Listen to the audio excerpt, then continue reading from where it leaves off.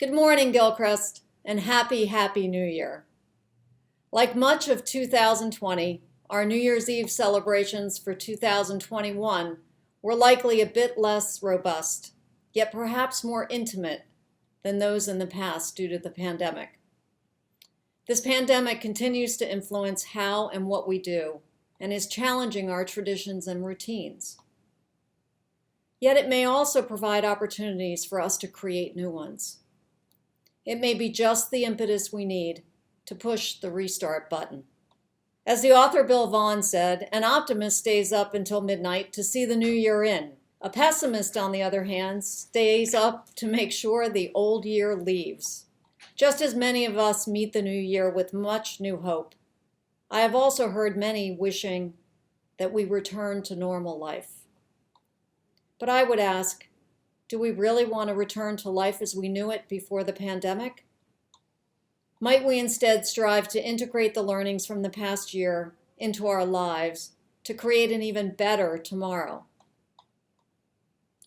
There have been many lessons from the pandemic, but here are just a few that I'd like us to think about this morning. Lesson 1, the world is indeed interconnected. This pandemic started outside the United States, and we have all lived and seen how quickly and effectively it spread, not just across our country, but across the world. We can no longer think about ourselves as an individual country with protected boundaries. Instead, we must see ourselves as part of a global economy, consider the interventions needed to prevent global climate changes, and work to make the world a better place. We need to ask ourselves what we're doing to protect the health and safety of the world. I am so proud of the work we've done and continue to do in Tanzania to help make an impact in our extended world. Lesson 2, I think it's clear that we've failed to protect our most vulnerable. Over 300,000 people have died from this pandemic in the United States, and more than 1 million people worldwide. Many of you have seen these deaths firsthand. Our elderly, medical compromised, and people of color have been and continue to be disproportionately affected by this pandemic. Surely we can and we must commit to righting this wrong. I'm encouraged to see that we're vaccinating our elders first. Perhaps our middle-agers who are watching their parents grow older will advocate for better treatment on behalf of the increasing over 65 population. For people of color, engaging in deeper and more meaningful conversations about inequities are happening more than they ever have in the past, and certainly more than any other time in my lifetime. These conversations may not have happened if not for the pandemic. I'm encouraged by this dialogue and hope it will continue. Lesson 3. Science is not always slow, and technology can provide invaluable bridges when in-person interactions are not possible. In a few short months, we've seen the development of multiple vaccines. This should prove to us that when we remove some of the barriers, perhaps unnecessary barriers, we can get products to market quickly. We can do amazing things. Maybe with the same resources we used for this vaccine, we could eradicate other chronic illnesses. Imagine a world where we didn't have to worry about cancer or diabetes or Alzheimer's. Wouldn't it just be amazing? Perhaps we've overcomplicated processes intended to improve our health and safety. Maybe, just maybe, we need to uncomplicate and deregulate some of our environment. I'm not saying that we should not adhere to known standards for providing high-quality care, but perhaps this pandemic is providing the avenue to rethink some of what has become accepted practice. Telehealth and the use of technology is here to stay. We've clearly learned new ways of reaching each other without having to be physically together. This will allow us to touch more people in less time and with less stress and strain. Reducing the number of in-person events will likely be impacted forever. Lesson 4. Humans are more adaptive, more flexible, and more resilient than we think. There is goodness even in darkness. This pandemic, and I might add the recent cyber attack, have tested our resilience,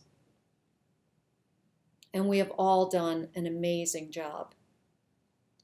And we've done this over an extended period of time. Some of us have learned to effectively work from home. Some are homeschooling children, and many are doing so and still working. I can't even imagine. We have all learned how to protect ourselves and others from this virus. Some of you are wearing full PPE every day, all day. Some of our colleagues lost their jobs for a period of time and had to find other ways of providing income for their families. We've had to relearn or learn how to effectively work on paper instead of using our devices. Many of us now eat outside more regularly.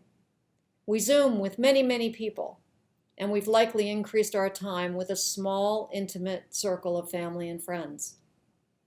About a fifth of all Americans moved during the pandemic. Denver was the #1 pick for people who moved. There is no doubt that more people will work from home moving forward.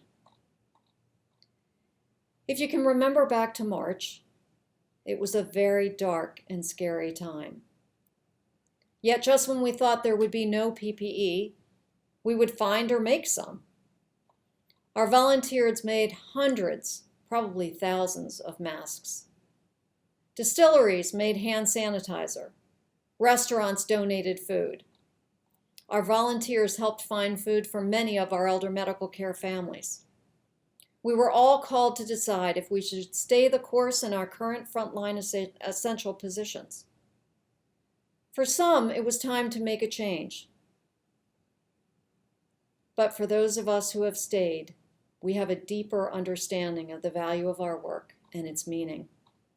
And we are likely more committed than ever. At a time when many with COVID were dying alone, Gilchrist was the only organization where a loved one could be by your side. For the many bereaved, not having a chance to say goodbye to their loved ones will haunt them for years to come. Our final lesson today is lesson 5. Life is precious. This pandemic has reminded us to appreciate the small things in life, those things we often take for granted. The way one chooses to spend their time is very, very important. Life moves quickly, and there are no do-overs. So what do we do with these lessons? As Helen Keller said, when one door of happiness closes, another opens.